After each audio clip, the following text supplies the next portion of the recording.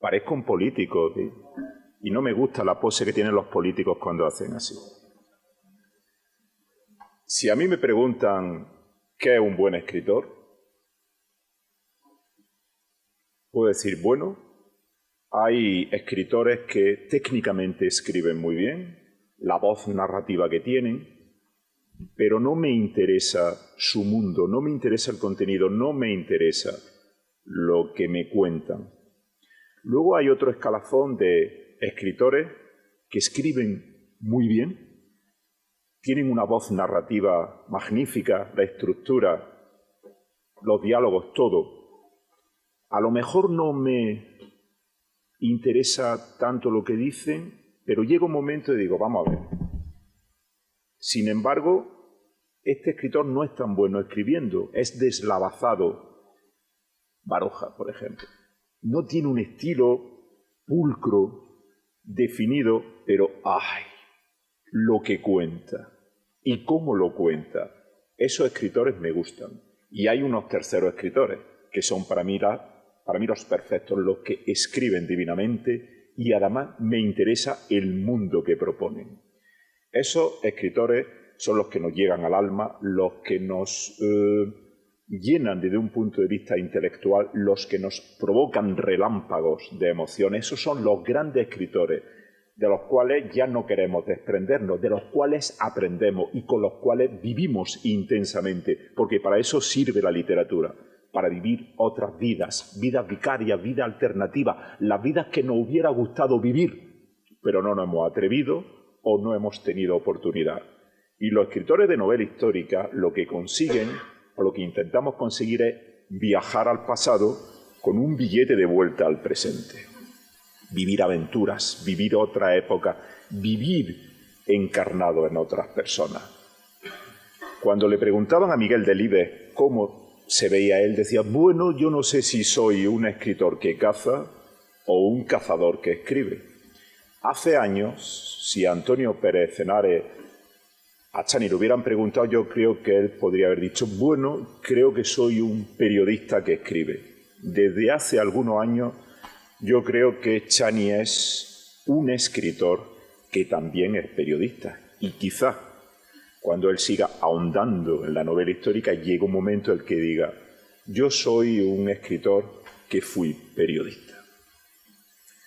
Chani no solamente es el presidente de la Asociación de Escritores con la Historia por cuestión de que lleve mucho tiempo escribiendo novela histórica, sino por el carisma, por la facilidad que tiene para convocar a tanta gente, a tantos escritores diferentes entre sí, con estilos a veces antagónicos, con ideologías diversas, pero que nos une el amor a la novela histórica y nos mueve la pasión por España y la creencia en España como nación histórica y como un proyecto de vida nacional. Ese es el aglutinante emocional e intelectual que nos guía a nosotros. Y Chani lo que hace en sus novelas, bien sea en la saga prehistórica o bien sea en sus novelas sobre la Edad Media, es contarnos los paisajes en los que han vivido una serie de personas, porque él refleja muy bien en sus novelas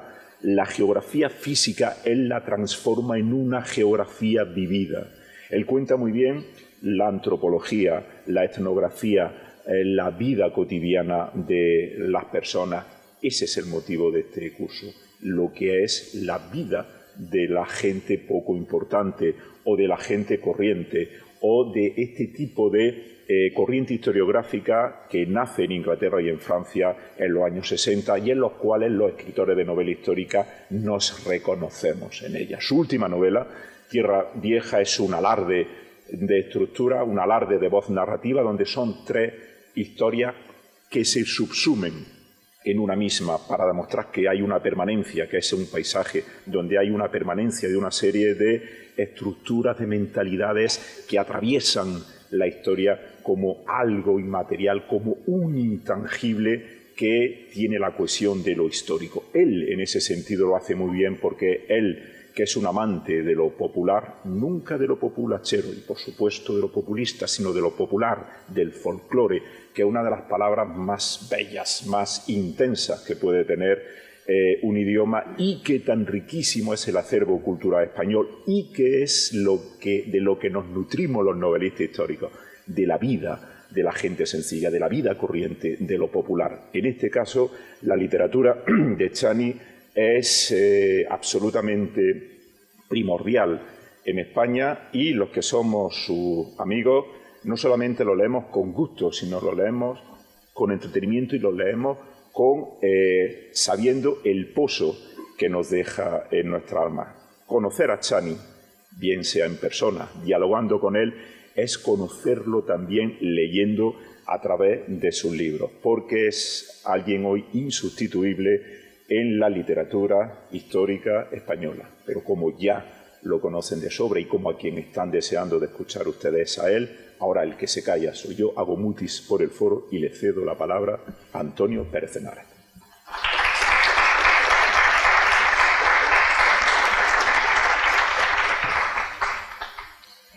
No hay como tener un amigo que te presente, ¿eh? Muchísimas gracias, Emilio. Bueno, la verdad es que he estado recomponiendo un poco porque, no crean, hay que llevar un curso es complicado, es duro. Que llevar un curso no es fácil, quiero decir, y sobre todo cuando tienes que asumir roles diferentes. Así que ahora me toca el de ponente y he tenido que ir a algunas notas e intentaré que en esta faceta, donde me han precedido gente de un auténtico magisterio. Vamos a ir un poco de música. Sí, espera, a ver. Bueno, que yo voy a intentar ahora tomar el papel de ponente y la verdad es que uno lo hace un poco porque estos días, ahora que estaba haciendo un resumen de ayer y de lo que ha sido hoy, creo que hemos tenido privilegios de escuchar a gente de una inmensa categoría y a gente que además tiene una facilidad expositiva que te pone en el listón realmente alto. Yo voy a intentar contarles lo que era el tema esencial de mi conferencia, que es la vida cotidiana, donde le hemos dejado hace un momento. Jesús Sánchez Adalid ha hecho una exposición, creo que magistral, del mundo dentro de las ciudades islámicas, del mundo en territorio musulmán, y yo voy a centrarme mucho más en lo que fue el mundo de la frontera cristiana en un periodo algo posterior. Primero, y antes de ello, creo que es necesario que nos situemos en ese momento histórico. Desde la llegada de la invasión musulmana, su asentamiento en la península, en un primer momento de manera prácticamente total, con la excepción del pequeño reino Astur, eso ha ido creciendo. Ya no está solo el reino Astur, ni siquiera el reino de León, está ya todo lo que es León, Castilla, por supuesto Asturias y a Galicia, toda esa parte, pero también han aparecido el reino de Navarra, que ya habíamos hablado algo, el reino de Aragón, el condado de Barcelona, los condados catalanes, y habíamos dejado un poco en lo que fue el limes, la frontera de Abderramán III, del califa. Esa frontera, para que entiendan, ya había separado lo que era el territorio de Al-Ándalus, lo que se consideraban, aunque seguían pensando que Al-Ándalus era todo y que tendrían en algún momento pero las fronteras de Abderramán las había trazado en una limesquería por el lado oeste, desde la desembocadura del Tajo, desde Lisboa hasta cerca de Talavera. Era la marca occidental.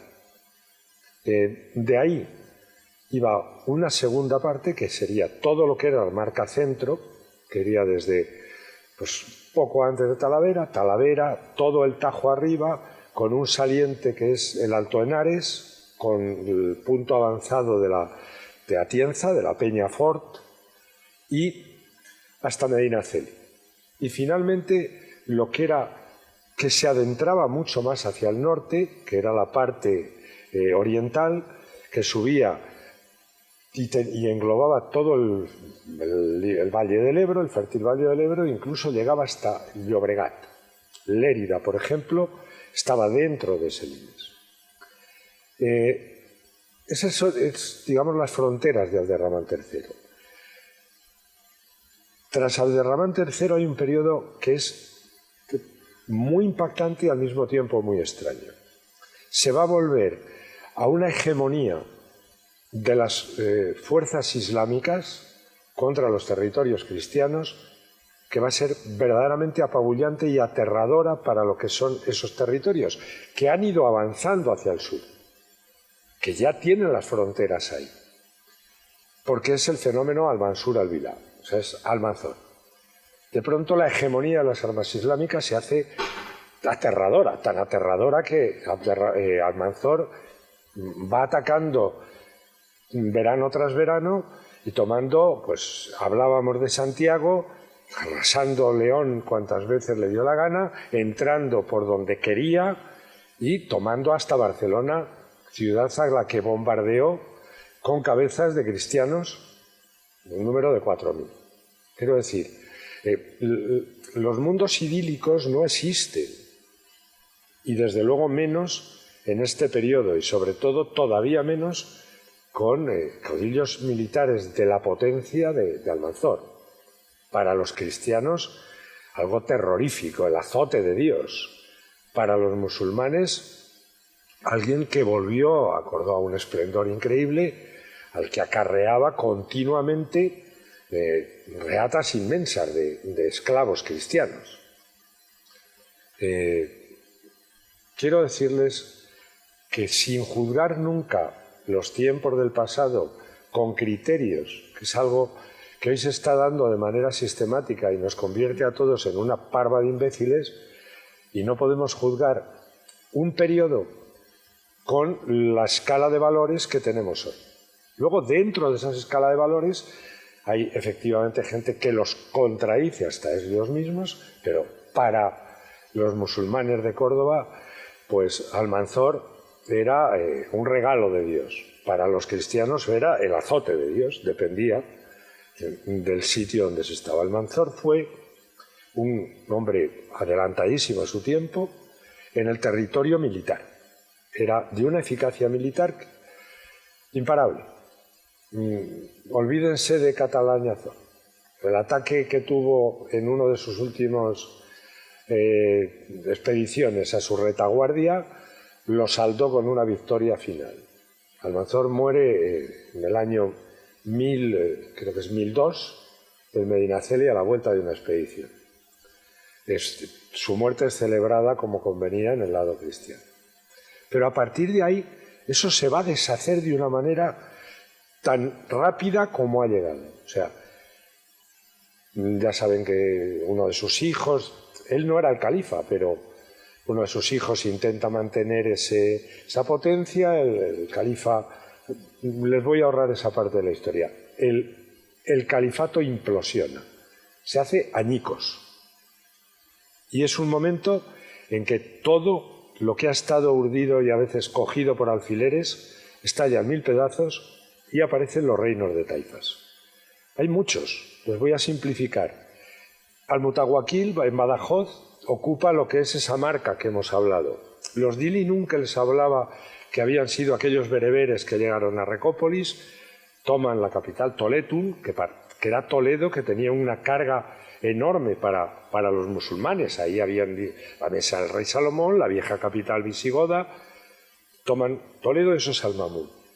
Luego está Al-Mutamiz, el famoso rey poeta de Sevilla, que tiene Córdoba, Sevilla y toda esa zona, y finalmente está Abdalá, que es el zirí granadino, que tiene esa otra parte. Hay más reinos de taifas. Hay hasta un reino eslavón efímero en Almería, con un jefe. Pero ya la hegemonía está cambiando. Está tan cambiando que después de Fernando I, su hijo Alfonso VI, denostado en el Cantar del Cid, pero uno de los reyes más inteligentes.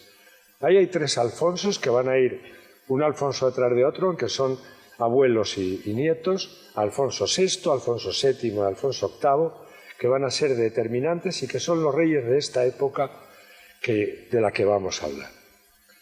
Alfonso VI lee perfectamente, como en un ajedrez, el tablero y sabe aprovecharlo de una manera impecable.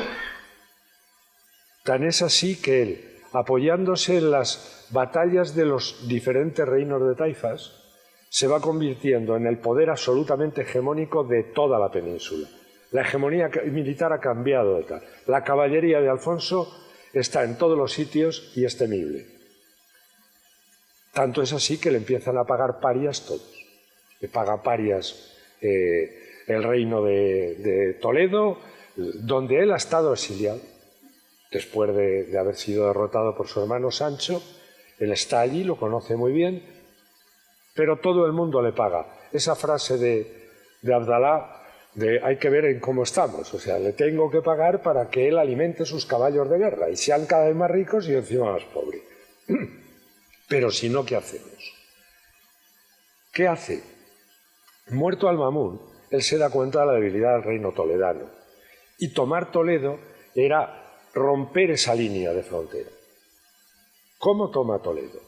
Lo va prácticamente poco a poco, es como su protector y al mismo tiempo quien va a acabar tomándolo. Apoya a Al-Qadir contra el Mutawakkil de Badajoz, lo apoya también contra Al-Mutamid y finalmente se va acercando y se va haciendo entregar los importantes enclaves, y el primero que se hace entregar, es Zorita de los Canes. Habíamos hablado esta mañana. La importancia de Zorita hoy, que es una pequeña población mínima, para que se hagan una idea, había 3 cruces en el Tajo por los que podía pasar un ejército en esta zona. Toledo, Fuentidueña, entonces Salarilla, que es por donde sigue pasando la A3, y Zorita, que era la parte alta del Tajo. Podía lanzarse una algara de caballería ligera por un vado, pero pasar un ejército solo se podía pasar porque había grandes puentes que era por donde podían pasar tropas en una ingente cantidad y con pertrechos e impedimentos. Se hace entregar Zorita y con eso empieza a ahogar Toledo. También se hace entregar en esta zona para ahogarlo también desde esta punta. Y finalmente lo cerca. Es alguien realmente conocido y llega a un acuerdo, como saben, por el que se le entrega a Toledo. Le aprieta de tal manera el cerco y con unos acuerdos donde los musulmanes van a poder mantener religión, etcétera, etcétera, y la van a mantener durante bastante tiempo y sus sitios de culto y una relación de prácticamente pagar los mismos tributos que habían pagado altos. Lógicamente hay quien ya empiezan a estarse libre de tributos, son la población mozárabe que seguía viviendo allí. Él tiene ya una muy buena relación con el mundo hebreo, pero claro, la toma de Toledo hace estallar una conmoción tremenda en el mundo musulmán. Ha caído la capital del reino visigodo en manos cristianas, de nuevo. Y eso sí que es un elemento determinante también en lo que es el imaginario de la época. Y va a provocar algo que va ya a determinar lo que va a ser el nuevo Islam. Finalmente, y después de muchas reservas, lo que hacen los reinos de taifas es llamar a un poderosísimo imperio, los almorabitún, los hombres negros, que es el primer gran imperio integrista de todo el Magreb. Empieza a las orillas del Níger, son la yihad, son gente que lo que tiene y quiere hacer es devolver al Andalus en su completo al Islam, y acusan a los propios taifas musulmanes de ser unos blandos, de haberse corrompido en el vergel corrupto de Al-Ándalus, de darle al frasco, porque ahí, si quieren leer, aparecieron no hace mucho las memorias de Abdalá, que les tuvo que escribir medio esclavo en el Sáhara, y cuenta cómo Él hace una defensa encendida del vino y es un cirí.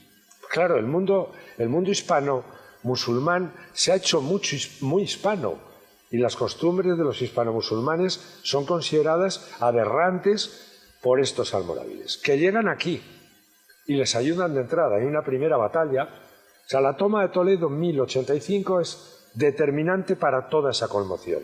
La frontera cae y cae en su parte central. En lo que es, desde ahí, lo que hace Álvar Fáñez, que en el Cantar es el segundo del Cid, etcétera, yo creo que es o primo hermano o hermanastro suyo, y va a ser, en el Cantar hay una historia que por qué ese Cantar es el segundo de Rodrigo, cuando en realidad él sí que es un aliado continuo de Rodrigo, pero no es ese su papel. Álvar Fáñez es el capitán general de los ejércitos de Alfonso VI en toda la frontera, es el jefe de la frontera, es un combatiente que devuelve golpe por golpe, es un resistente tremendo, porque se va a tener que enfrentar al contraataque almorávide. En un primer momento los almorávides llegan y derrotan a las tropas de Alfonso con Álvar en Sagrajas. Esa batalla que está tal no tiene ninguna importancia territorial, se retiran, vuelven a cruzar el estrecho y luego les llaman y vienen a Ledo. Llega un momento que dicen, se acabó, no vamos a estar ahí ayudándoos, vamos a tomar Al-Ándalus. Y los almorávides, a los primeros que se cargan, piensen en el Daesh y en Al-Qaeda, es a los propios jefes musulmanes. Al Mutawakkil de Badajoz lo matan junto a toda su familia, solo se salva uno de sus hijos. A el rey poeta Al-Motamiz, que había dicho que prefería ser camellero en el Sáhara que porquero en Castilla, le dicen, vamos a cumplir tu deseo, ala, de cadenas y a cuidar camellos al Sáhara. A Abdalá lo machacan vivo, lo convierten en un esclavo prácticamente, y únicamente le aguantan los Juz de Zaragoza. No van a tomarlo los almorávides en este periodo, sino va a ser lo más tardío que tomen. Pero se apoderan de todo el Islam, de todo el mundo islámico. Y ya lo que se va a enfrentar Alfonso VI ya no va a ser a las tropas andalusíes, se va a enfrentar a la yihad en su momento, luego voy a decir más integrista, pero van a ser superados incluso. Lo que era lo que hablábamos esta mañana de ciertas tolerancias, etcétera, se acaba. Ya el mundo hebreo y el mundo mozárabe empiezan a sufrir los rigores de un imperio integrista que incluso los propios musulmanes, muladíes, pero incluso los musulmanes hispanos, aunque tuvieran raíces bereberes o árabes, manda el integrismo islámico. Y contra eso es contra lo que va a tener que luchar ya Alfonso VI, su hija Urraca, su nieto Alfonso VII. Urraca estuvo casada efímeramente con el rey de Aragón, con el Alfonso I el Batallador, que fue el primero que va a derrotar a los almorávides, porque los almorávides logran una victoria tremenda, que se llama Uclés. La tierra que fue de Álvar Fáñez, los cristianos ya han llegado a Cuenca, Álvar Fáñez señorea Cuenca, y todo lo que está, han cruzado el Tajo, han llegado a dominar Cuenca. La batalla de Uclés es verdaderamente aterradora. Se cantó como el triunfo de Alá en una pirámide de cabezas cortadas, donde el ejército castellano es aplastado por la caballería ligera almorávide. Explico. Ahí se va a vivir ya siempre una cosa que va a ser una continuidad. La caballería pesada cristiana atacaba en una cuña, rompía los haces musulmanes, llegaba al corazón, lo reventaba y la batalla estaba ganada. Pero si esos haces lograban aguantar, la caballería ligera envolvía por las alas y quien estaba entonces hecho polvo era el ejército cristiano. Eso fue Uclés. Y en Uclés mueren no solo el heredero, el único varón heredero a la corona, que era el infante Sancho. Cuentan las crónicas que tenía 12, 13 años, que podía sostener una espada, pero no podía defenderse. Es amparado por los condes castellanos que logran huir con él hasta Belinchón. Belinchón era ya cristiana, pero de población musulmana, que se rebela contra la guarnición y que les cierra la puerta, y el malo de García Ordóñez, con razón en el romance y en la historia considerado malo, porque siempre fue acusado, tanto por el Cid como por Álvar Fáñez, de haber, y sobre todo hay una batalla muy desconocida con Suegra, porque por si no lo saben, el Cid no tuvo 2 hijas. La leyenda, el Cid tuvo 3 hijos. Un hijo mayor, que se llamaba Diego, que ya estaba al frente de la mesnada de su padre y va a apoyar al rey Alfonso VI a la batalla de Consuegra. Y tiene a su lado a su tío, Álvar, y en el otro al famoso García Ordóñez. Y según las crónicas, García Ordóñez, ante el ataque almorávide, desflanquea al hijo de Rodrigo, que era la mesnada más potente, la dejan sola y matan a Rodrigo Díaz. Digo, al hijo a Diego Rodríguez. Esto es tremendo para un jefe como Rodrigo. Le han matado al heredero cuando ya combatía, cuando ya daba su mesnada. Algo parecido. Me dicen que tengo la batería de esto muy baja. ¿Y qué va a pasar? Bueno, a ver si alguien me puede arreglar el tema, porque luego quisiera poner algunas... Sí, pero esto teóricamente está explicado. Bueno, mientras se va arreglando, yo puedo seguir comentándoselo. Para Rodrigo esto es tremendo. Bueno, pues lo que le pasa a Rodrigo con su hijo, le pasa al rey Alfonso con el suyo. Es el hijo de una musulmana, de la princesa Saída, que Álvar Fáñez ha salvado de las garras de los almorávides porque han matado a su marido, que era el hijo de Almotamid. Ella va a ser la famosa Zaina de las leyendas, Isabel luego, con nombre cristiano, y le va a dar el único heredero varón a Alfonso. Y muere en esa batalla.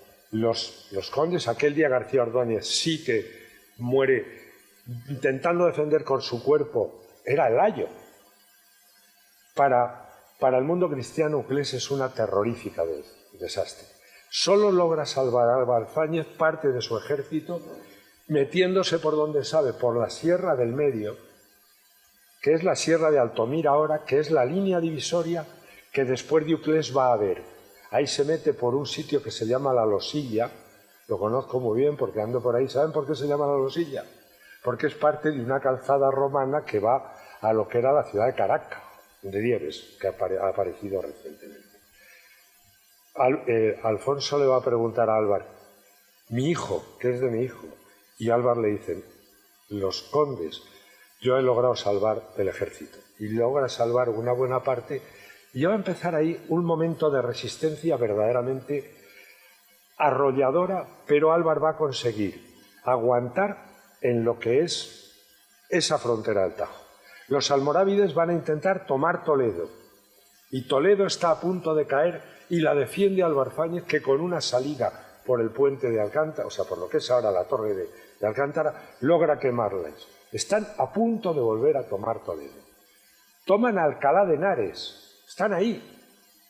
Toman Alcalá de Henares. Amenazan toda la frontera, pero el Tajo aguanta. Y va a aguantar, y los almorávides van a ir decreciendo en potencia guerrera, y del nuevo los placeres de Al-Ándalus los vuelven a... ¿Qué sucede? Que Alfonso el Batallador sí que los derrota después de tomar, o sea, los derrota en Cutanda, y el reino de Aragón va a ampliarse muchísimo. Toma Zaragoza, y ya va a haber 2 reinos muy potentes que van a ser muy determinantes. León y Castilla, o Castilla y León, depende, y Aragón, que van a estar en todo ese gran corazón. Posteriormente, al reino de Aragón se va a unir el condado de Barcelona y va a ser lo que es esa poderosísima corona, pero esa es la frontera. Y ahí es donde yo he querido situar ese tiempo que va a ir desde la toma de Toledo, la terrible derrota de Uclés en 1108, la toma de Toledo es en el 1085, la derrota de Uclés en 1108, hasta las Navas. ¿Cómo vivía la gente en la frontera? Porque hemos hablado ahora de reyes, de nobles. Si quieren, añado, de órdenes militares, de los calatravos, de los caballeros de Santiago, de la Orden de Alcántara. Y las gentes de a pie, es que hay algo que nos ha tapado precisamente solo el relato de las grandes batallas, de los grandes nombres, de los reyes y las gentes. Porque sí conocemos algunos grandes jefes militares de las tropas de Alfonso, pero y todo lo que eran esas tropas de frontera de Álvar, por ejemplo, pues fueron importantísimas. Álvar tenía lo que se llama los pardos de Minaya. Minaya es, como le dice el cantar, Minaya Álvar Fáñez, el que Zorita mandó. Fíjense, si un verso en un cantar como el de Miacid señala la importancia tremenda de ese enclave. ¿Y qué dice? Minaya, en euskera, es mi anay, mi hermano. Lo que está diciendo no es Álvar Fáñez de Minaya, como pone el diccionario, no es Minaya Álvar Fáñez, mi hermano Álvar Fáñez, el que Zorita mandó. Ese hombre creó unas unidades que le llamaban los pardos, los caballeros pardos. ¿Saben por qué? Porque no eran precisamente muy esplendorosos, unas capas pardas tan terroríficos en combate que había en algún momento determinado, porque eran fronteros, momentos determinados que yendo ganando los moros, llegaban, veían a los pardos y decían, bueno, si la batalla la llevamos ganada, no nos vayamos a meter donde no nos llaman, esto está más o menos vencido, que la historia siga. Y con Minaya también combatieron los Daguair. ¿Quiénes eran los Daguair? Miren, me enseñaron en Zorita, en Recópolis, en la Recópolis reconquistada, y hubo una pequeña población, y ya no la basílica, pero sí una pequeña iglesia. Y ahí han aparecido dos osamentas increíbles. Una de un tipo que medía 2 metros, poderosísimo, que está destrozado a hachazos, hasta que finalmente está allí enterrado en territorio de tierra cristiana. Cerca de él hay una osamenta mucho más pequeña, lamento no habérmelo traído porque tengo un colgante, una copia de ese colgante, que llevaba al cuello y está enterrado en un cementerio cristiano. Un dirham del rey Al-Mutawakkil de Badajoz, un trozo que ponía Alá es grande, Al-Mutawakkil de Badajoz. ¿Quién era ese tipo? Pues ficcionemos. Uno, desde luego, podía ser uno de los pardos de Álvar y el otro un daguair. Un daguair de Al-Mutawakkil de Badajoz, al que, deudo de su señor, de una basida, a su señor, perdón, ahora no lo diré, era, curiosamente, ese rey de Badajoz, Al-Mutawakkil, no era de origen árabe, sino de origen bereber, como Al-Mamun, pero muy, muy hispanizado. Matan a toda su familia, creo que además con torturas en algunos casos, pero ¿qué elemento se produce? Que una parte, un hijo suyo y gente que son sus vasallos, se pasan a las tropas de Álvar Fáñez. Y van a ser lo más terrorífico que van, porque odian a los africanos. Ya hay una división ahí.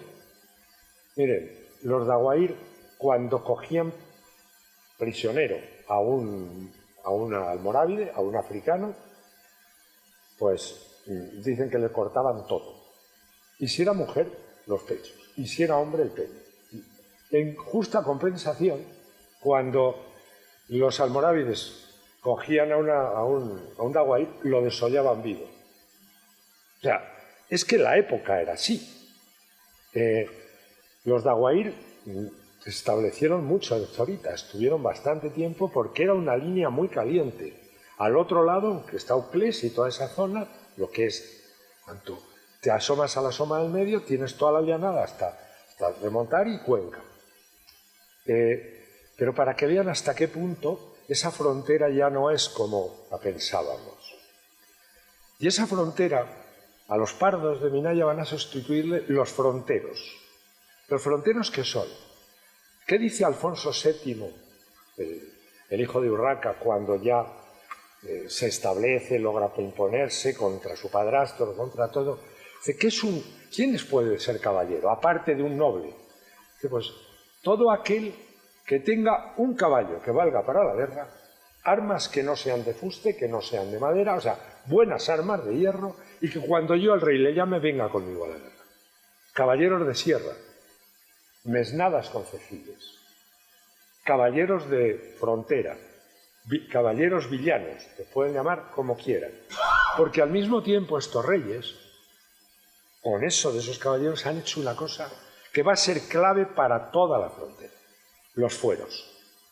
La clave de todo esto, de todo lo que fue ese ensanchamiento de Castilla y el ganar en última instancia la batalla, no, la guerra, fueron los fueros. Alfonso VI, Alfonso VII, Alfonso VIII, lo que hacen es, en todo lo que era la transierra, primero repoblar cosas que estaban totalmente despobladas. Les hablo de Salamanca, les hablo de Ávila, les hablo de Segovia. Eso Almanzor lo había dejado absolutamente, ahí no había ni Dios. Y desde luego menos el cristiano. Va a repoblar esa zona. Al repoblar eso, va a crear también esas mesnadas concejiles que van a ser absolutamente primordiales en la batalla de la frontera. No van a atacar como hacen los musulmanes en una ceifa todo el verano casi prefijada. No, no. Van a atacar de manera continua las líneas musulmanas al otro lado de la frontera, al otro lado del Tajo. Van a ir poco a poco despoblando el otro territorio y eso. Claro, ellos están también a expensas de los ataques continuos de la caballería musulmana que están al otro lado de la sierra. ¿Y por qué iba la gente a ese territorio tan terrible donde tú empezabas a cultivar algo y sabías que en una noche te podían llegar a arrasarte todos los campos, llevarte tus ganados, matarte a ti, llevarte de esclavas a tus hijos y a tu mujer, talar, quemar? ¿Por qué se iba a vivir allí? ¿Por qué la gente empieza a colonizar no solo esas ciudades? Ya se pasa la transierra. La transierra, sí. Déjame. Sí, la transierra es que hemos cruzado el sistema central. Se ha tomado la poderosa Atienza, que es ese barco, luego lo verán, ese barco de piedra que protege de los pasos de los cristianos y de los lobos. Curiosamente se pasa por el mismo sitio. ¿Y por qué va la gente ahí? ¿Por qué repueblan alrededor del poderosísimo concejo de Atienza, que cruzaba el Tajo, sus pueblos, y llegaba a Huete? La única iglesia cristiana medieval que hay de Huete se llama Santa María Atienza, y la Puerta de Atienza, porque era su poderosísima mesnada concejil, que para que den una idea, bajo el concejo de Atienza había 232 pueblos, bajo el de Medinaceli, 100 y muchos. ¿Y qué protegía a toda esa gente? Los fueros. Esa gente iba ahí, esa gente combatía ahí, esa gente que, a ver si ahora puedo, a ver.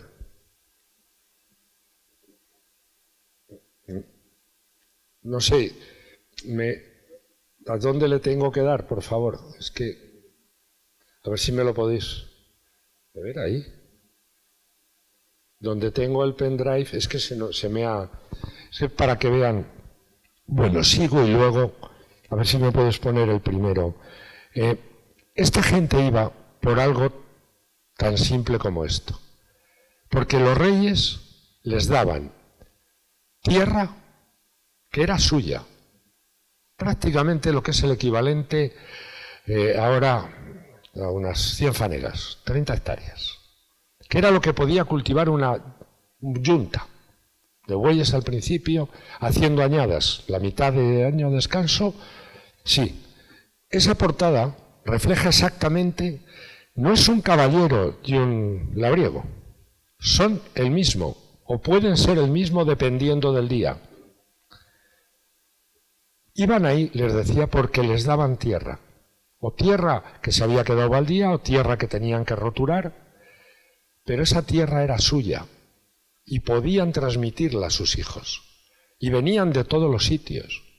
Venía población mozárabe, pero venían gente que eran siervos de señores en el norte o de los monasterios o que habían tenido problemas. En los fueros se dice, por ejemplo, que, hombre, si ya que ibas a la frontera y al fin y al cabo te podían matar a la noche siguiente, pues, hombre, si tenías algún pecadillo, no sé, haber matado a alguien, haber robado cosas y tal.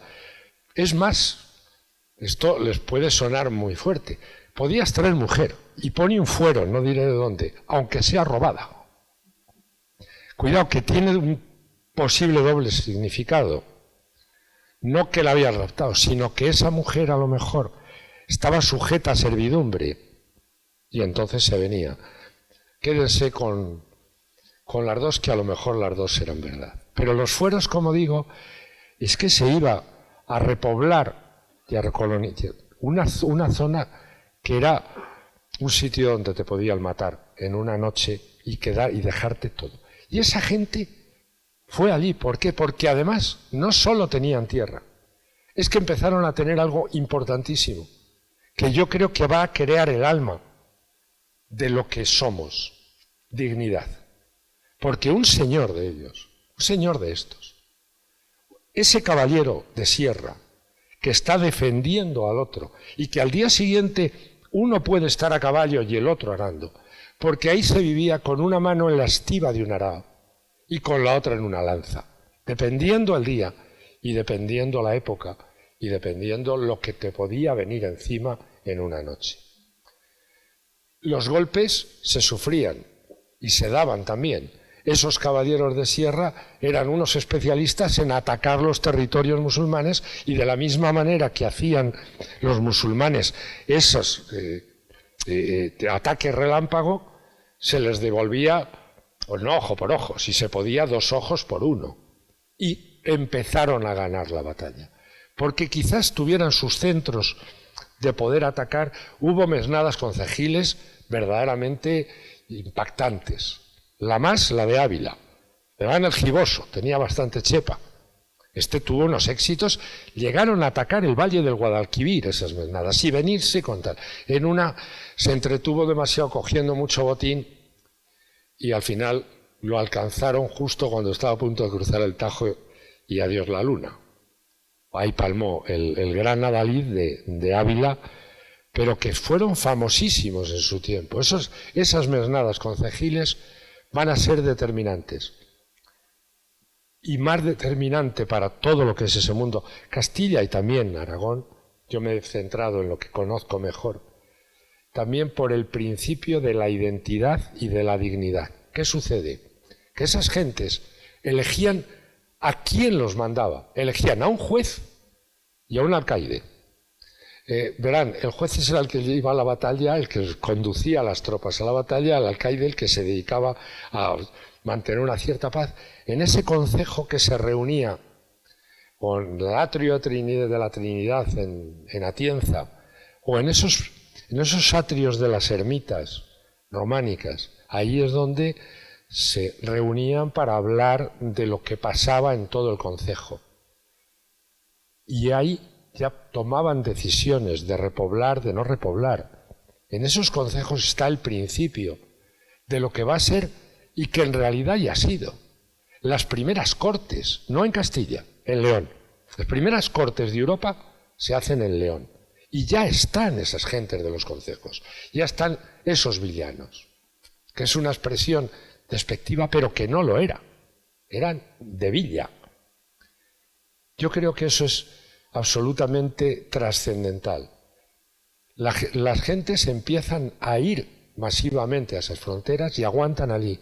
Van a perseverar después de desastres, van a vivir con el miedo en el cuerpo, pero van a ir cultivando cada vez más terreno, teniendo cada vez más espacio y ido creando un tejido.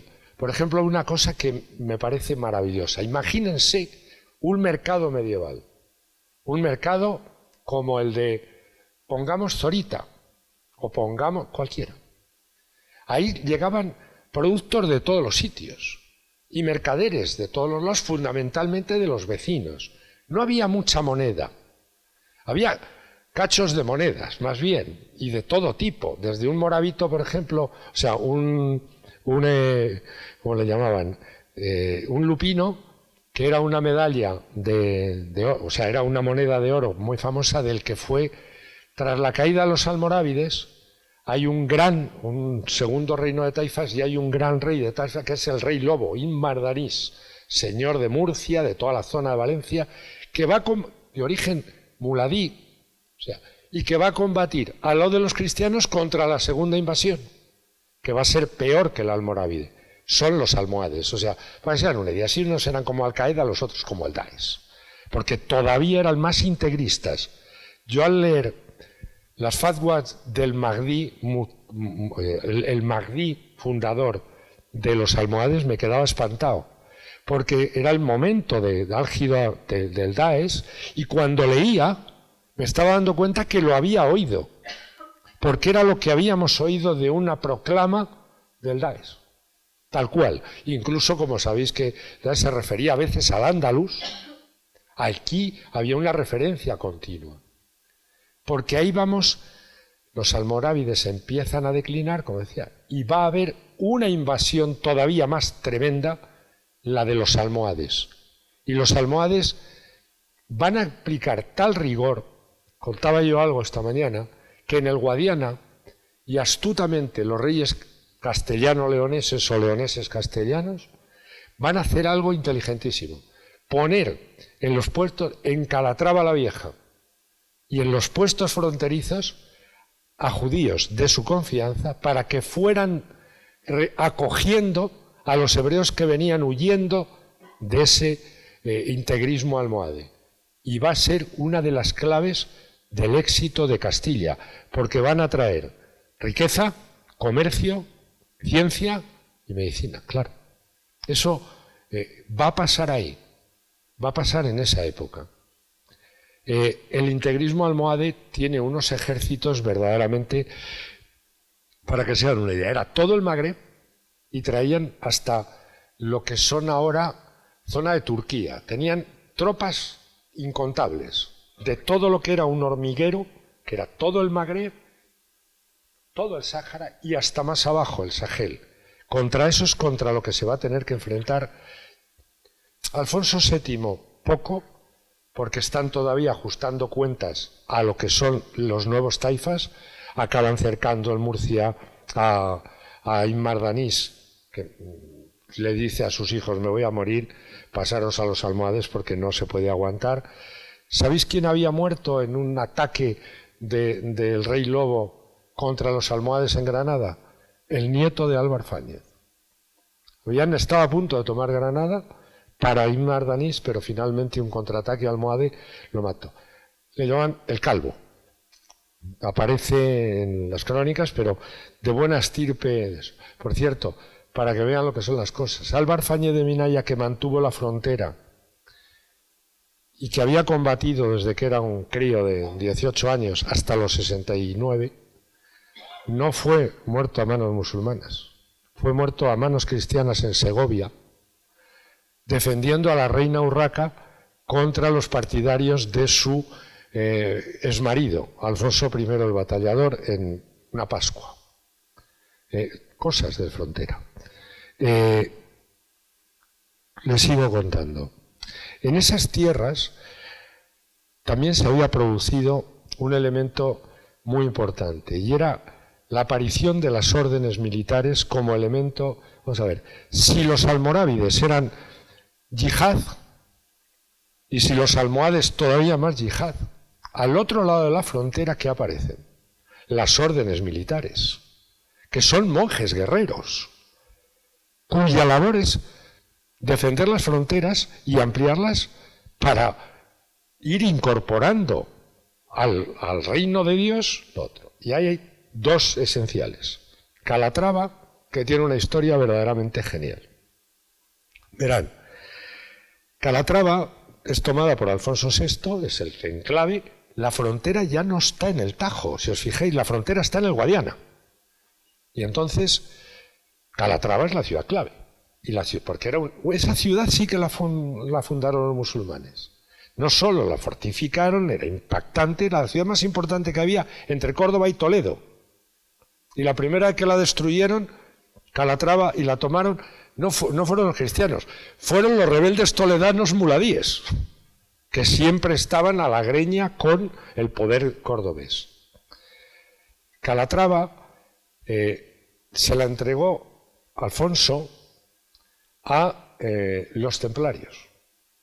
Pero cuando se produce la invasión almohade, los templarios dicen, uy, lo que viene por ahí, que no podemos defender Calatrava, que nos vamos. Y entonces su hijo, porque ha muerto Alfonso VII, su hijo Sancho III, efímero, porque solo reinó un año, murió muy joven, entonces, bueno, ¿quién? El señor que quiera ir, yo le entrego Calatrava, y ni Dios. Y un monje de Fitero dice, yo. Pero tú habías sido guerrero tal, con otro que era de la zona, total, tocan arrebato y en nada conjuntan un ejército de cerca de 20.000 entre mesnadas, tal, no sé qué, y defienden Calatrava, y ahí crean la Orden de Calatrava, que tiene unas normas durísimas. Son las normas del Cister. Ayuno. En el caso de los calatravos, celibato. Dormir con la propia armadura. Ayuno 3-4 días. O sea, son monjes guerreros y están para eso. Y van a ampliar toda esa zona, todo lo que ahora consideramos Calatrava. Y así va avanzando la frontera, con las mesnadas concejiles, con los concejos, con esos caballeros que guardaban su zona y contraatacaban, con las órdenes militares que van tomando todos los enclaves, y los reyes son muy listos. Les pongo un ejemplo. A Santiago les da el rey el paso del Tajo por Fuentidueña. Y sin embargo le da Zorita a Calatrava, que está más arriba, y Almoguera. Y luego cuando ya se ha tomado Cles y toda esa zona, pues su Cles es Santiago y otro tal, y cuando Alfonso VIII toma Cuenca, la mitad para... ¿Por qué? Para mantener una competencia entre ellas y de alguna manera para hacer su frontera. Pero los almohades son cada vez más poderosos, ya han aplastado a los almorávides y ya mandan ellos. Y todo le va bien. Alfonso VII, Sancho III, y el hijo de Sancho III es el rey niño de Atienza, el rey pequeño. ¿Por qué? Porque hereda la corona de Castilla con 3 años. Y quien tiene al rey, o bien los Lara o los Castro, es quien tiene al reino. Y los Lara se quedan finalmente con no muy buenas artes con la custodia del rey, pero el tío, porque lo que ha dividido Alfonso VII de nuevo es el reino, Castilla para Sancho y para Fernando León. Y el tío, que era un buen tipo, Fernando II, pero dice, pues yo quiero prohijar al pequeño rey de Castilla y así por de paso me quedo con todo. Gran bronca, guerra civil en Castilla, no se lo hago corto. La verdad es que al principio los Castro tienen toda la hegemonía militar, pero quien tiene al rey tiene una influencia y poco a poco y paulatinamente los Lara, don Nuño Pérez de Lara, que es lo más parecido a un padre que tuvo Alfonso VIII, el gran Alfonso VIII, al que se llega a la mayoría de edad. En Zorita, cuando es lo último que le queda a los Castro, eso es una anécdota genial, porque le toman prisionero en Zorita al alcaide, dice, voy a negociar, y cuando entra el conde Lara a negociar, baja el rastrillo y dice, pues ahora te vas a enterar, chaval. Suena a no conocer a Alfonso VIII. Hizo llegar a todas las mesnadas, cercó Zorita, y hasta que no se apoderó de Zorita, no paró. Con una traición de un tal Dominguillo que le ayudó a matar al alcaide, y aquí paz y después gloria. Ese niño, ¿saben con quién estaba casado? A que todos ustedes saben quién es Ricardo Corazón de León. Que por cierto, un piernas de 7 suelas, que lo único que hizo fue destruir su propio país, dejarlo hecho unos zorros, y al final, ya saben, lo dejó sin tierra y tal, a que todos lo conocemos eso. ¿Quién es Ricardo Corazón de León? ¿Saben quién era su hermana?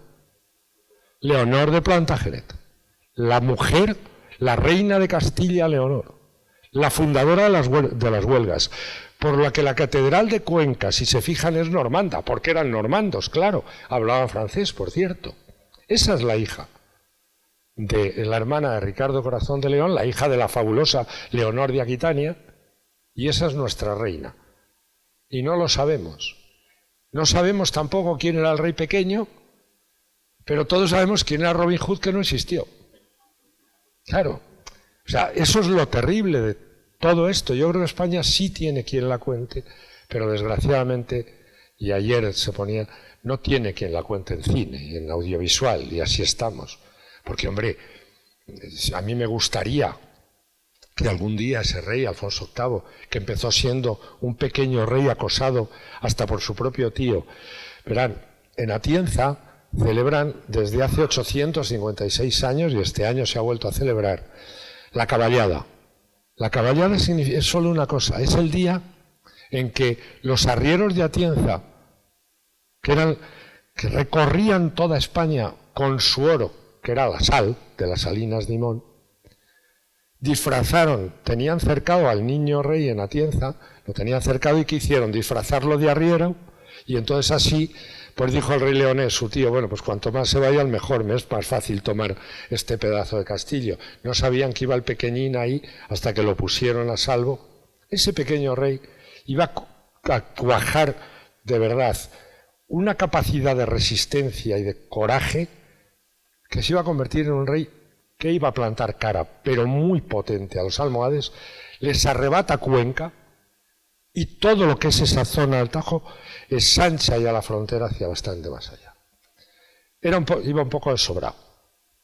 Claro, había ganado siempre hasta que un día se encuentra en la siguiente batalla campal que va a ser aterradora. La peor derrota cristiana no va a ser Uclés, es Alarcos. El ejército castellano ha tomado el Guadiana, está haciendo el castillo de Alarcos. Se sienten tan poderosos que ya dice Alfonso que él no va a permitir que hagan aceifas sobre su tierra. Y llega un califa que se llama Al-Mansur, que tenía, por cierto, en su ala derecha a un Castro mandándola.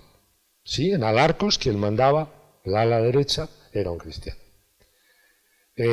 Cometa muchos errores Alfonso, ni siquiera espera a su primo, Alfonso IX, el hijo de Fernando, que venía en un principio a ayudarle, y ataca a él, quien mandaba el centro castellano era un tal Diego López de Haro, señor de Vizcaya, que va a ser ese día acusado incluso de haberse retirado un poco antes, pero en realidad salvó todo el ejército que pudo, estableciendo un amán con el Castro. El amán era una forma de me rindo pero me dejas irme. Y eso es lo que hacen en ese mundo que ni los cruzados iban a entender luego y que solo entendíamos los hispano-musulmanes y los cristianos, de llegar a ciertos acuerdos que permitía pues un menor derramamiento de sangre. Y bueno, pues total, ese rey Alfonso se lanza ese día y le pasa lo de Uclés. Esa caballería cristiana topa, el califa se ha guardado detrás lo mejor en su retaguardia, cuando creen que van ganando empiezan a aparecer las tropas de reserva, frenan el ataque por el centro, los cercan y eso es una masacre tan terrible que Alfonso VIII tiene que salir a uña de caballo y porque lo sacan, quería morir allí, lo sacan 20 caballeros, no le queda más, los otros se resguardan en el castillo y finalmente logran una mano y se van. Pero a partir de ahí, de nuevo otra vez la frontera fue tan terrible que toda la orden de Calatrava pierde tan todo que pierde Calatrava. La toman y vuelven. Si Al-Mansur, en vez de irse a celebrar el triunfo a Sevilla, hubiera atacado la frontera, lo más posible es que hubiera caído Toledo y absolutamente todas las guarniciones. Pero se fue a celebrarlo a Sevilla. Le dio tiempo. Al año siguiente se lanzan ahí, ahora sí, contra todo lo que es la frontera castellana, tanto por el lado de Extremadura, arrasando todo. Bueno, tomaron Plasencia, que la había fundado el rey Alfonso VIII, tomaron Trujillo, asediaron y tomaron media Talavera, se lanzaron sobre toda la Vega, asediaron Toledo, no la pudieron tomar, tomaron Talamanca de Jarama. Fijaros qué racias tan verdaderamente terroríficas. y otra vez el miedo llega a toda esa frontera. Los almohades vuelven a tener la iniciativa y ahí lo único que está aguantando, de nuevo, son estos. Están devolviendo en lo que pueden los golpes. Finalmente, Castilla no solo las pasa mal ahí, sino que le pasa otra cosa terrible. León se vuelve contra ella, pacta con los almohades y atacan al año siguiente de Alarco no solo los leoneses, atacan también los navarros, de un tal Sancho VII el Fuerte, ¿os acordáis? ¿Sabéis que Sancho VII el Fuerte era tataranieto del Cid? ¿Veréis? Os decía que tuvo el Cid 3 hijos, uno Diego, y tuvo 2 hijas, pero no se llamaban ni Sol ni Elvira, se llamaban María y Cristina. Y una se casó con el conde de Barcelona, fue la tercera condesa de Barcelona, Ramón Berenguer. Se casa con él. No tuvo hijos varones, sí, una hija que fue condesa de Besalú. Hombre, yo sé que esto a Carlos Rovira le puede poner un poco de los nervios, que una condesa catalana fuera hija del Cid, es para hacerse pensar que estamos mucho más juntos en muchas más cosas de lo que parece. Y que desde luego, si hay algo increíble es quién está al lado de Alfonso VIII, quién va a estar siempre, quién a lo largo de la historia va a ser absolutamente definitivo. Aragón. O sea, si Castilla y León son la madre o el padre, no sé, es que Aragón es lo otro. No sé quién es el padre y quién es la madre, pero después de Alarcos, quien viene inmediatamente a socorrerlo es Pedro II, el hijo de su tía Sancha. Estaban siempre los 5 primos, los 5 reyes cristianos eran primos. Claro, se llevaban mal. Ustedes saben que lo que se discute en el campo es por las lindes y el agua. Pues si las lindes son entre 2 paisanos, tal, imagínense entre reyes. Y estaban, ¿por qué? Pues discutiendo entre primos por las lindes. En realidad, la bronca con su primo el leonés, Castilla las pasa terriblemente mal. ¿Y saben por qué era hijo del Cid? Que se me había ido. Porque la otra hija del Cid se casa con un infante navarro, con Ramiro. Y el hijo de los dos va a ser García Ramírez, el restaurador. Y que van a tener luego otro hijo que es Sancho VI el Sabio, que pasmaros, le declara la guerra a Castilla y ataca, ¿sabéis el qué? Monasterio de Cardeña. Y de pronto la abad de Cardeña saca el pendón del Cid y le dice, pero oye, ¿tú sabes a quién estás atacando? Y se retiró Sancho VI. ¿Por qué? Porque le enseñaron la enseña de su abuelo. El hijo de Sancho VI es Sancho VII, el Fuerte, un tipo de 2 metros que es el famoso de las cadenas. Fijaros qué cosa tan novelescas tiene la historia. Me estoy alargando mucho y quiero ir terminando. Y a veces me disperso. Me gusta tanto las cosas estas pero espero que no se dispersen ustedes.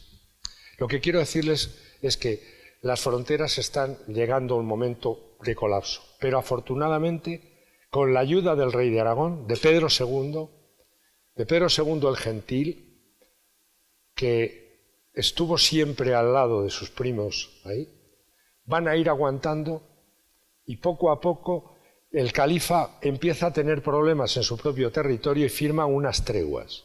Y lo que van a hacer los reyes de Castilla y de Aragón es prepararse para la venganza de Alarcos. Una de las órdenes que se da es que todos los muertos en Alarcos, los hijos de los muertos en Alarcos, sean cuidados de toda la manera, sean hijos de nobles, sean hijos de villanos, sea quien sea, esos hijos desde niños sean cuidados, entrenados para la guerra, para cobrarse un día Alarcos. Y lo van a hacer, lo van a ir logrando.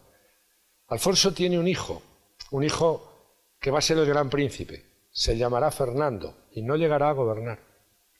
Hay un momento en que además la Orden de Calatrava hace una cosa inaudita. La Orden de Calatrava le habían dado Zorita, esa encomienda se convierte en la sede de la Orden. Cuando pierden toda la frontera, la Orden de Calatrava tiene su sede en Zorita. Es tan triste para los calatravos que su gran maestre, Nuño, llega a Zorita y deja lo de la orden y se retira, donde está todavía su lápida, al convento de Monsalud, porque él que tenía que haber muerto en Alarcos con los suyos, como los otros grandes maestros. Pero los calatravos, en un golpe de mano, en el año 98 habían tomado Salvatierra, el castillo de Salvatierra, en pleno corazón de territorio musulmán, como lo hicieron con alguna traición interna, y desde el 98 hasta el 1211 les amargan la vida dentro del territorio musulmán atacándoles. Es tal que el heredero, el hijo de Al-Mansur, Al-Nasir, el famoso Mir Mamolín, llega a decir unas cosas que eso es una espina y que no puede ser que las campanas cristianas estén sonando, porque tenían todos los castillos alrededor, las Nieves o las Dueñas, ahora Calatrava la Nueva, y todo eso era territorio musulmán. Y lanza en el 2211 la más tremenda, ya dice, se acabó, ni treguas ni leches, a por ellos.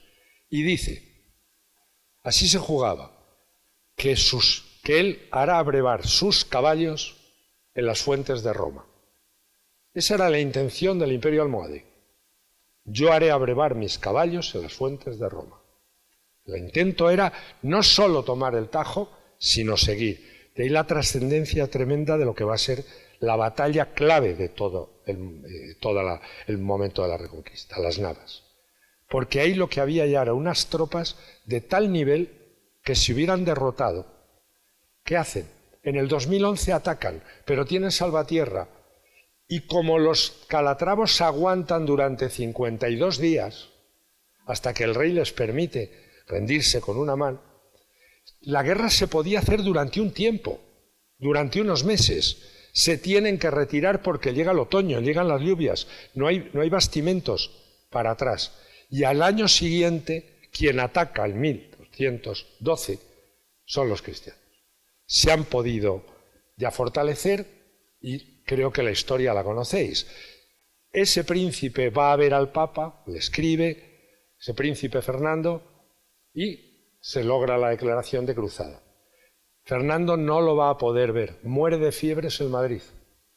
Muere de fiebres con 20 años, es tremendo, pero Alfonso se restablece hasta de esa muerte, que le hace polvo a él y a Leonor, y siguen adelante con eso. Con Pedro II, y se unen finalmente, porque el Papa le dice a Sancho el Fuerte que o va a la cruzada o lo excomulga, y dice, bueno, pues ya si eso, me voy. Y porque además los almohades había estado negociando con ellos, le hacían muchas promesas, pero no le daban nada. Vienen caballeros leoneses, aunque el rey de León no participa en la lucha, sí permite a los caballeros leoneses que vengan, y lo mismo portugueses, que no puede, eran los 5 reyes, eran primos, no puede venir porque tiene un ataque almohade que le está atacando su frontera. Pero de alguna manera sí que todos los reinos están en esa batalla. Y vienen los cruzados, pero los cruzados no combaten en las Navas. Los 40.000 cruzados que vienen aproximadamente ya tienen unos problemas terribles en Toledo. No entienden cómo en Toledo hay población musulmana y judía. Y lo primero que quieren hacer es asaltar la aljama judía. Y lo primero que se sorprenden es que los caballeros castellanos, que era su territorio, se ponen armados en las puertas de lo que es hoy la judería. Y dicen, no vais a matar hebreos aquí. Eso les deja, ellos venían a matar todos los que eran infieles. Y en el primer castillo que asaltan, el Malagón, pasan a cuchillo a todo el mundo. Pero al llegar a Calatrava, que está en manos musulmanas, el ataque es tremendo y finalmente el gran adalid que defendía tal, al haber perdido ya 2 torres, no podía aguantar más, pide una mano y Alfonso dice, sí, con los tuyos para allá. Y eso los cruzados no lo pueden soportar. Y se vuelven, quedan muy pocos. Un obispo, el de Narbona, y muy pocos. Los otros se vuelven y ¿saben lo que intentaron? Al volver, tomar Toledo. Pero los toledanos no son tontos y dijeron, pero vamos a ver, estos no iban para abajo a combatir con los musulmanes que están aquí. No. Aquí había pasado algo y les cerraron las puertas, y tomar Toledo es muy complicado. Prácticamente solo combaten, por tanto, fuerzas hispanas, la historia la conocen, está a punto de pasar lo mismo, a punto de ceder, de que nos colapsan el centro, pero Alfonso esta vez lo ha hecho bien. Se ha guardado grandes tropas en reserva y cuando la batalla está ahí, en ese momento álgido, se produce la famosa carga de los Tres Reyes, se rompen todos los haces y ahí se dio una orden terrorífica. No se cogían prisioneros. Había que matar a los africanos. Ni se podía quedar nadie a saquear. Porque de lo que se trataba es que ese ejército invasor, la caballería andalusí, también había decaído muy pronto en el combate porque a ese adalid de Calatrava lo que hizo el califa cuando volvió fue matarlo. Con lo cual los almohades también tenían dentro de su propio ejército. Conclusión, el desastre es tremendo. Y ahí acaba la hegemonía. Ya no va a haber jamás una hegemonía militar musulmana. Ya la iniciativa la van a llevar absolutamente los cristianos. Ese fiel de la balanza, Al-Ándalus está muerto, solo hay que rematarlo. ¿Quién lo va a hacer?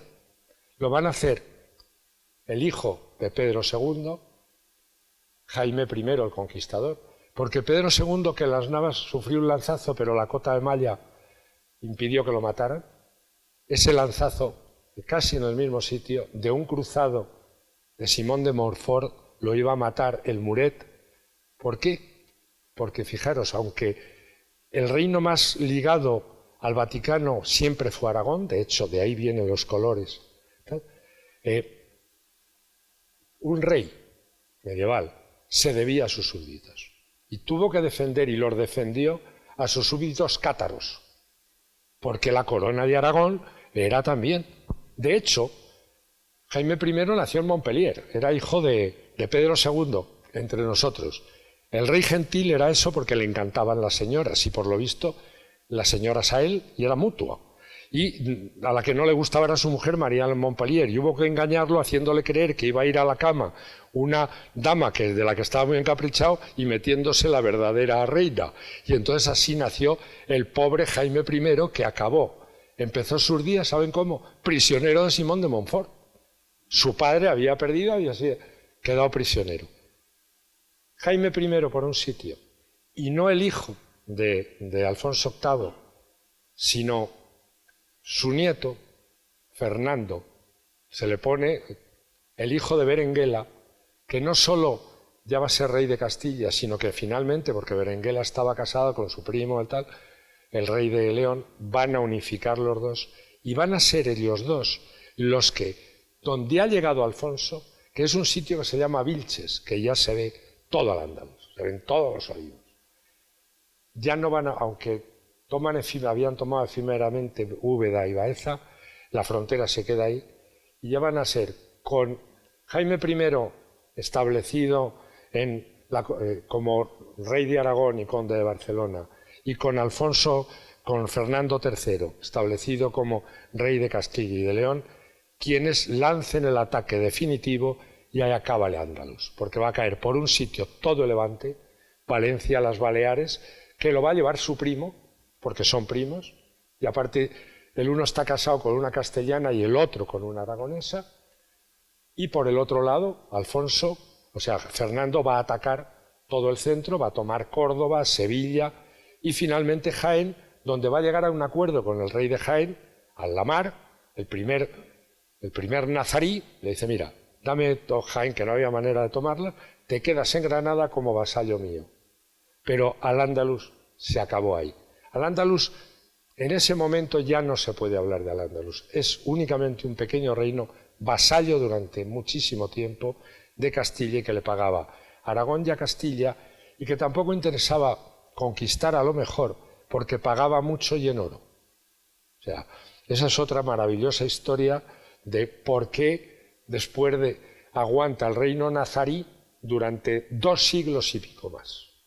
Pero aguanta. Esa es la historia grande. ¿Qué ha pasado?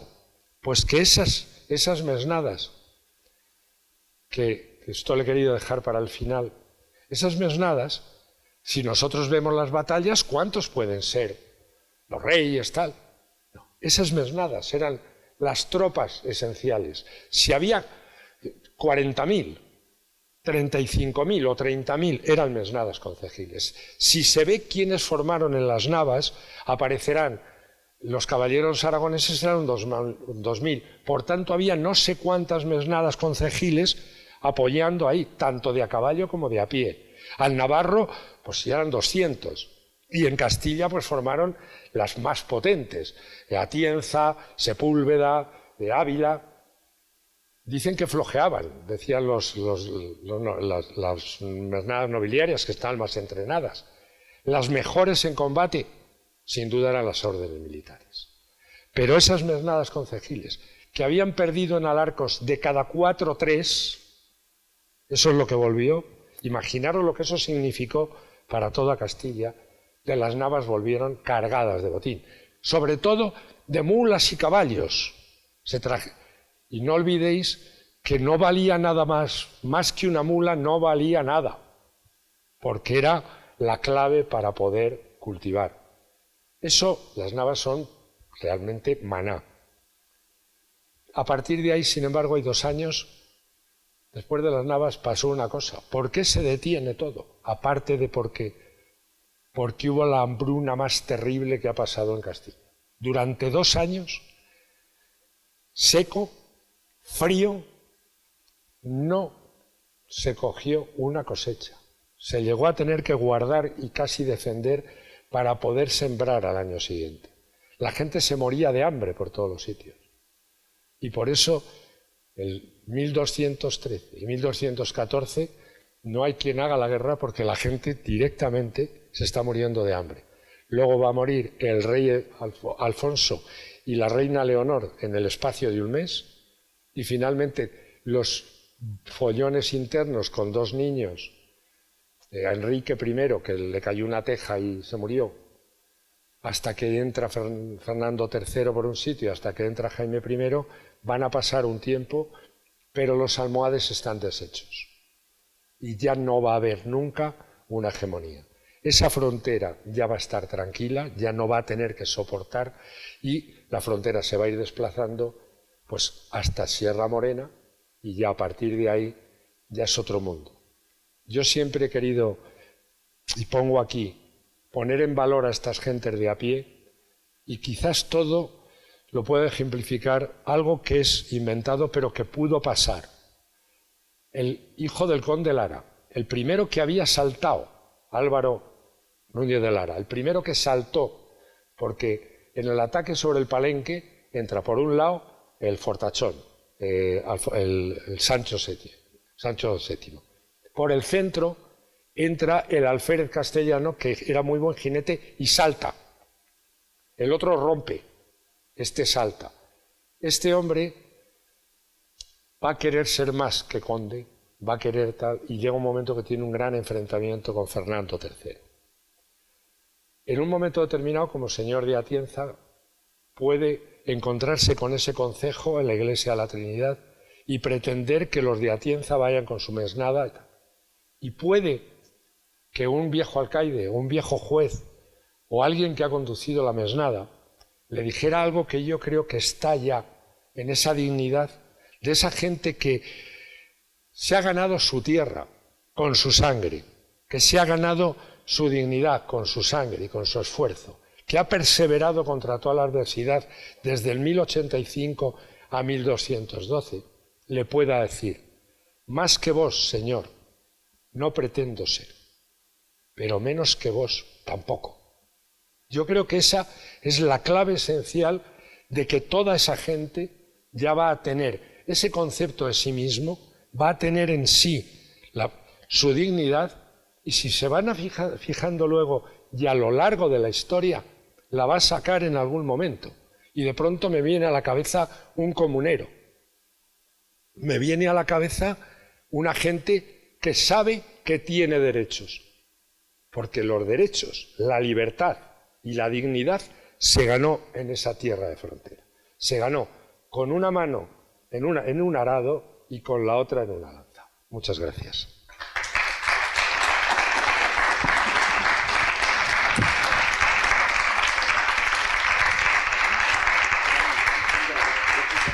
Bueno, si es verdad, si es que ahora seré bobo, si es que les tengo yo preparados para que vean, ese es el escenario. Esa es la tierra de mi pequeño pueblo, de Bujalaro. ¿Ahora? Sí. Esa es la tierra que se ve desde los montes esos, ven toda esa planicie y al fondo lo que es el sistema central. Eso es, le he puesto una foto de invierno dado que los calores que estamos pasando, digo, para refrescar un poco, ¿no? Eso es, esa misma zona, ¿ven lo que están haciendo ahí? Pues lo que ha quedado de paisaje. Son ya de esas, han roturado, como están ahora, con robles en la mitad y en la parte de arriba. Eso es uno de los territorios míticos para mí, porque esa es la cueva de Nublares, donde yo he ensoñado tal.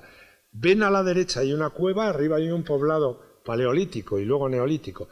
Ven a la derecha de todo una pequeña elevación, ahí había un castillo, dominando el Henares. Esa es la pequeña iglesia de una ermita. Eso es Atienza. Esa nave de piedra en medio de todo, con la peña For. La Atienza aparece en el Cantar de Mío Cid. Dice algo así como: a la Sierra de Miedes fuimos a posar. La Sierra de Miedes es que has cruzado justo el sistema central, estás ya en lo que es este lado y desde ahí se ven las torres de Atienza. Y las ven, dice, las torres de Atienza, que es peña muy fort, y los moros han. Y entonces el Cid se mete con la mesnada, bajando por las cárcavas al río Cañamares, coge el Henares y ataca Castejón. El Cantar de Mío Cid es tan preciso que se puede seguir con la descripción del primer libro.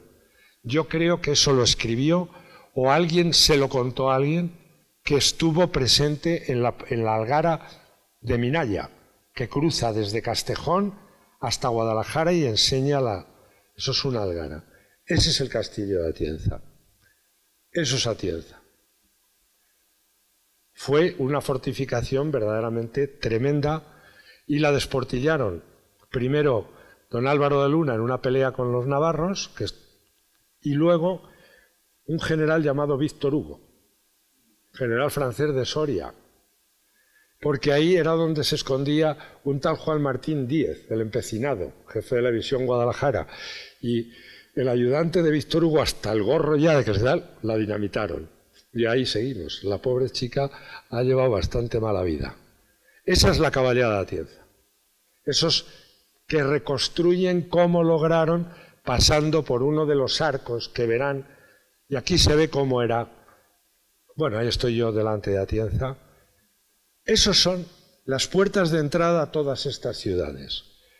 Esta, tengo la impresión... Sí, claro, esta es Arrebatacapas, se llama esa puerta, para poder... Este es otro castillo, está muy cerquita de Atienza. Esta es la Riba de Santiuste, que parece que está en el espinazo de un dragón. A este no le perdonaba al Manzor ninguna ceifa. Lo primero que tomaba era la Riba de Sálices. Por algo Castilla se llama como se llama. Y esto es un atrio de una pequeña iglesia, pero fíjense qué hermosura, de ese románico, de Carabias. Ahí, sentados en esos atrios, era donde se hacían los juicios, era donde los hombres buenos del concejo hacían sus reuniones muy vinculadas, lógicamente, a un elemento que ahora no podemos entender. La idea de Dios lo presidía todo. Este es el sitio donde los arrieros de Atienza, la Trinidad, siguen celebrando todavía hoy sus reuniones. En las leyes de la cofradía es muy divertido, porque las firmó Alfonso VIII y entonces las multas se pagan en cera. Hoy se siguen pagando en cera y en celemines de trigo. Y eso es el oro de Atienza. ¿Por qué era tan poderosa Atienza? Esas son las salinas de Imón. Con 1/10 de eso se construyó la catedral de Sigüenza. O Eran los más ricos de la zona por la sal. Ahí la tienen. Han seguido funcionando hasta el año pasado y creo que incluso están con la... Eso es Ita, la famosa Ita del arcipreste. ¿Se fijan lo que les falta arriba? El castillo.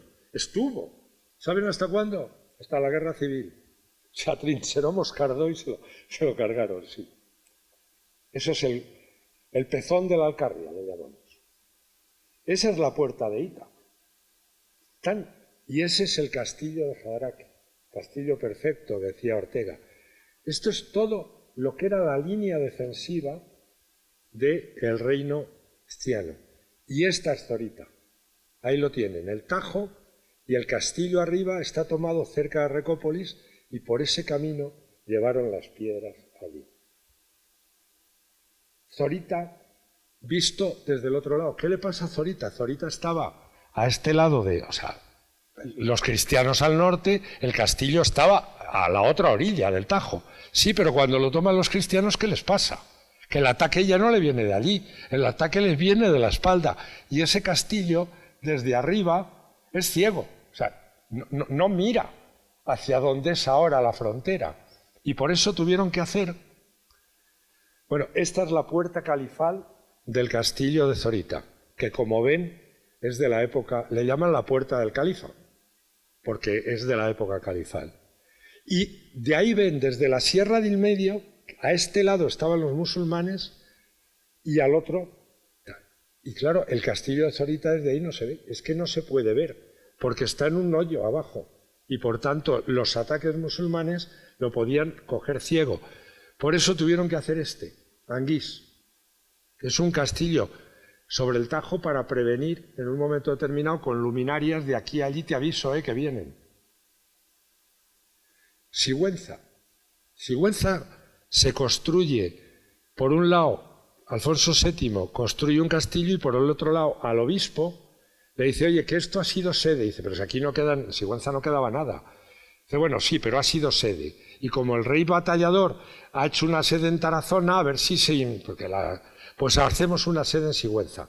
El primer obispo de Sigüenza murió en combate en el Tajo, porque los obispos no saben que tenían las mesnadas también más importantes. Se me han olvidado. Los obispos, junto con las órdenes militares, fueron clave. En las Navas solo murió uno, el de Burgos. ¿Sí? Los otros salieron vivos, pero... Esto es la catedral de Sigüenza. ¿Por qué se han fijado que más que una catedral es una fortaleza? De hecho, la última vez que fue fortaleza fue en la Guerra Civil. ¿Saben quién estuvo ahí embolsado por las tropas franquistas? Un batallón en el que estaba Gila. Sí, Gila. Y hay un incidente tremendo. Rodeados, los oficiales que estaban intentando resistir, que eran oficiales franquistas, republicanos del ataque franquista, se suicidaron con la última bala. Mal hecho, porque justamente después de eso un tren blindado desde Guadalajara logró romper las líneas, llegar a la Alameda y por los pasadizos de la catedral llegar Gila y los que quedaban, y por ahí se escapó. A Gila le pasó, no me extraña que hiciera eso, le pasó de todo. Una vez lo fusilaron mal, o sea, no le vieron dar, otra vez se escapó aquí de milagro, y era... Esa catedral, como ven, en la Edad Media era sobre todo una catedral que era una fortaleza defensiva. Eso es lo primero que hubo. Se creía que el castillo había estado donde está ahora el Parador. No, estaba en Santiago, que era la primera iglesia que se hizo en Sigüenza. Es por si van. Ven lo que era una ciudad, que Sigüenza en tiempos era una ciudad totalmente amurallada, era una ciudad de frontera. Y las puertas siempre eran así. ¿Para qué? Porque si te lograban traspasar, ahí en esas estrechuras podías contenerles. Esa es la Puerta del Sol de Sigüenza. Y esto es Santa María de Alarcos. Esta es la iglesia que está arriba de la más terrible derrota del ejército castellano. Eso es Alarcos. Y ahí, a la derecha, el rey formó justo en la ladera y aquí estaban al Mansur con la derecha, con con el Castro y él detrás. Esos alarcos. Y esto es mi favorita. Estuve presentando allí Tierra Baja el otro día. Esta es Calatrava la Vieja. Algo que siempre me... Yo creo que hay que ir a los sitios. Las piedras hablan. Y ahí sí que a lo mejor como novelista me sale también el periodista. Yo necesito pisar las cuevas prehistóricas, las almenas, los lugares. Esta es Calatrava desde el otro lado. Ahí tienen lo que queda. El Guadiana cruzaba entonces muy rumoroso por abajo, ahora ni rastros. Y esa es la vieja ciudad de Calatrava. Fíjese qué puerta tenía Calatrava. Es una foto y fíjese lo que es un humano en esa tremenda fortificación. Y esto es, a un lado está Calatrava la Nueva y al otro lado Salvatierra. Sobre lo que era el único paso para cruzar. Y ahora verán cada una. Esa es Salvatierra. Fue tremendo, ahora no queda... Esa es Calatrava la Nueva. Esta es la nueva Calatrava que después de las Navas, los calatravos dejaron Calatrava como segunda, la vieja, y hicieron ahí su tremenda fortaleza, convento que se puede visitar y que está todavía en perfectos... Ahí la tienen. Y aquí están los grandes protagonistas de esta última historia, Leonor de Plantagenet y Alfonso VIII. ¿Qué hicieron? Esto. Ese es el monasterio de las Huelgas. Ahí están enterrados los dos y prácticamente todos sus hijos. Este es el atrio de las Huelgas y esto es San Pedro de Cardeña. Esto es el viejo San Pedro. El patio de Cardeña y esto es un lujo que me he permitido. Esa plaza es Burgos. Esa foto está hecha desde el sitio que si algún día pueden hacerlo, háganlo. Súbanse a las antenas de la catedral. Es difícil, pero a lo mejor si está por allí Sánchez Adalid, tiene mucha mano. Ahí es una parte ya de las antenas. Y esto, verán, hemos estado haciendo, escritores con la historia, y vamos a seguir, me acaba de llegar, conversaciones en la catedral. Se hablaba... Durante todo lo que ha sido el 8º centenario de la Catedral de Burgos, hacíamos conferencias exactamente en esa sala, en alguna otra, en invierno. Esa es la capilla de los condestables. Está Velasco, condestable. ¿Saben quién está a la izquierda con un perrito en los pies? Pregúntenselo a quien viene esta tarde. Almudena de Arteaga. Esa señora es antepasada suya. Es doña Mencía de Mendoza. Almudena de Arteaga, como saben, es duquesa del Infantado, marquesa, es la heredera de la Casa Mendoza. Y un día dijo, anda, su abuela, que es una estatua, es una escultura, no sé cómo se llama, sepulcro, el alabastro verdaderamente maravilloso que preside la capilla de los condestables en Burgos. Y esto, como postre, ese es un guerrero cristiano, con su cota. Un guerrero cristiano de esa época, del año 1100. Estas son las espadas, trozos de cota de malla, también algún puñal más corto. ¿Y con quién se enfrentaba ese caballero forrado de cota de malla y tal? Con este.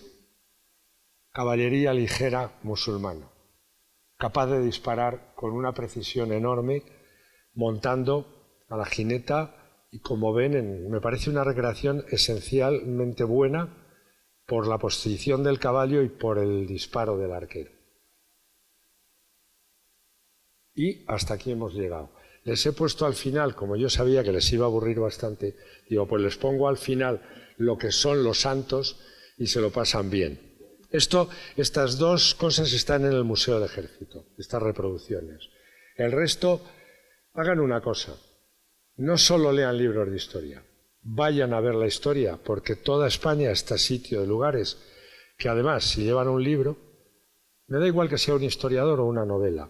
Es más, las dos cosas vienen muy bien, pero sobre todo eso, vean la historia donde se ha producido, porque ahí están nuestras raíces. Y ahora sí que acabo. Miren, las gentes que hoy viven en las ciudades, tantos jóvenes desarraigados, tienen que saber que sus abuelos fueron héroes en la frontera, que fueron los que estuvieron y se ganaron esa tierra con su sudor y con su fatiga, con su hambre, y perseveraron en ella. Y no hay cosa que más nos duela que ahora nos llamen tierra vacía. Consideramos que eso es un insulto, porque allí vive gente. Y si van ustedes a esa tierra, verán que está cultivada y que serán pocos, pero perseveran en ella. Y no hay derecho que llegue un urbanita a decirles que eso está vacío. Y si quieren que esté más lleno, que vayan ellos. Pero ahí vive gente, labora gente, pastorea gente, lucha contra el fuego gente, caza gente, pesca gente. Ahí no está vacía. Y la prueba es que no está vacía, es que verán que está cultivada. Y la prueba de que no es que de eso comemos todos. Y hay que decirle a esos jóvenes de ciudad que no se avergüencen de nada, que sus antepasados un día supieron morir en Alarcos y otro vencer en las Navas. Gracias.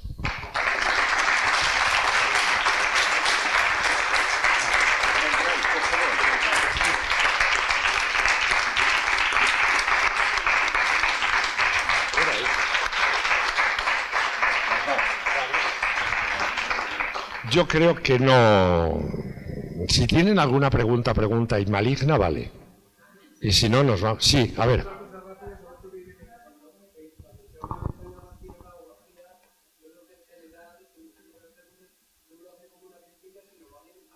Perdón.